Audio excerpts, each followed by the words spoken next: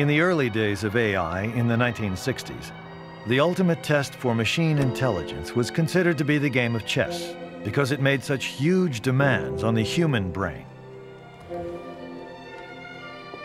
Director Stanley Kubrick was himself an avid chess player and used the game in the film 2001 to demonstrate HAL's intelligence.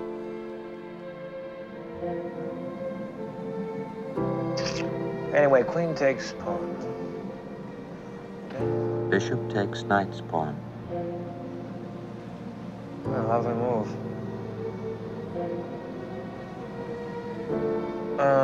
Rook to king 1. I'm sorry, Frank. I think you missed it. Queen to bishop 3. Bishop takes queen. Knight takes bishop. Mate.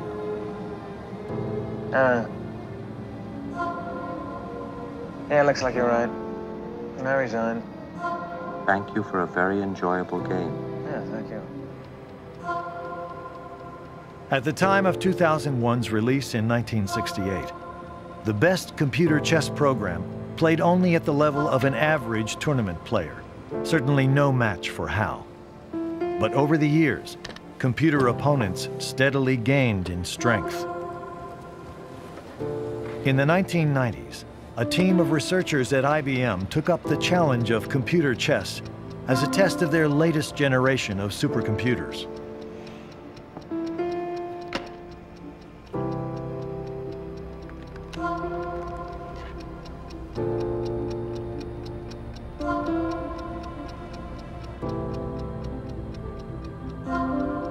The system they developed was called Deep Blue, a massively parallel supercomputer optimized for playing chess and capable of calculating up to 200 million board positions every second.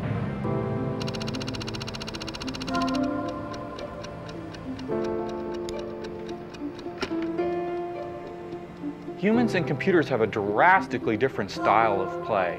Human beings have this ability to look at a position and intuit what are the best moves, the 2 or 3 best moves, the moves that are most worth looking at, and they'll examine them, and then often based on gut feel more than anything, play the best move. Deep Blue begins by looking at all possible sequences of moves down to some depth, say 4 moves ahead.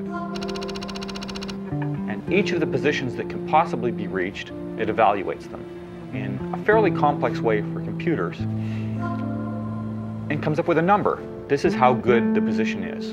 And then it chooses a move. Then, if there's time, it'll look 5 moves, 6, 7, and so on, and it'll end up maybe looking 11 or 12 moves ahead. As you go deeper in chess, it's what's called an exponential growth. Every time you look 1 move deeper, it takes 5 times as long. Even with 200 million chess positions per second, you can only look a limited distance into the future, maybe 11, 12, 13, 14 moves. Our observations were that human grandmasters were able to look deeper than that, down certain specialized lines, the critical lines. In 1997, IBM invited world chess champion Garry Kasparov to play Deep Blue in a 6-game match to test the capabilities of their new machine. Kasparov was widely considered to be the best chess player in history. The year before, he had played an earlier version of Deep Blue and soundly defeated it. But in the year leading up to the rematch, the IBM team had been busy. They had doubled Deep Blue's computing power and hired a grandmaster to give it more chess knowledge. And now he has entered the hall. The playing area has Garry Kasparov. Kasparov won the first game. We should set the stage. Kasparov has set this whole thing up as he's defending mankind. Mankind against the ever-encroaching speed and complexity and problem-solving ability of the computer.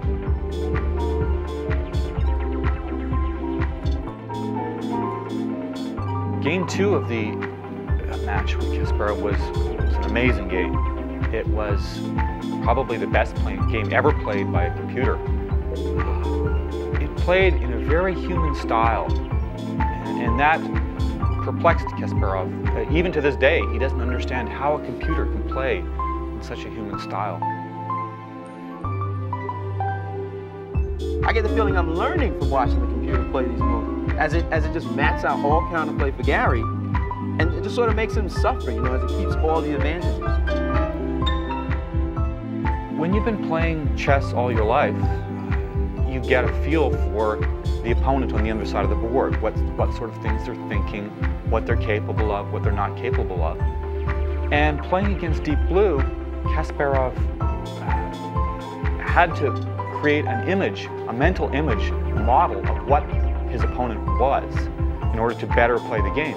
And he had to create a model of Deep Blue that was unlike anything he'd ever created before. Deep Blue won Game 2, and the next 3 games were draws. Going into the final game of the match, Kasparov and the computer were tied. Kasparov has altered his style to play against the computer, but he's paid a price. He's not playing the kind of chess that comes naturally to him.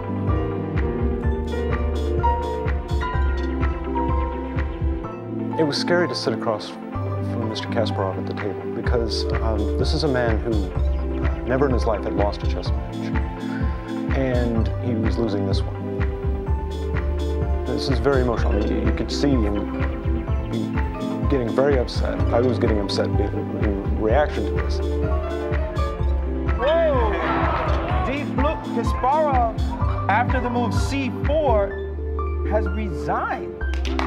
On May 11th, 1997, computer intelligence came of age. Deep Blue defeated world chess champion Garry Kasparov. So the world champion lost a match to a chess computer, and it was quite a trauma for him. Because, you know, I'm a human being, you know, and after Game 2, I had some major problems of coming back to the match. I proved to be vulnerable. So, you know, when I see something that is well beyond my understanding, I'm scared, and that was something well beyond my understanding. The question of whether or not Deep Blue is intelligent has often come up, and I have a very strong opinion on that. I believe that Deep Blue is not intelligent, the reason being that it has no generality. It's able to solve one particular problem extremely well, but can't go beyond that to look at anything else. For example, Deep Blue can't even play checkers, even though it's almost the same as chess in some way. Deep Blue's victory was a triumph for artificial intelligence research, but it relied more on raw computing power than on intelligence. Chess is a closed realm, which can be modeled mathematically. The real world is not so simple.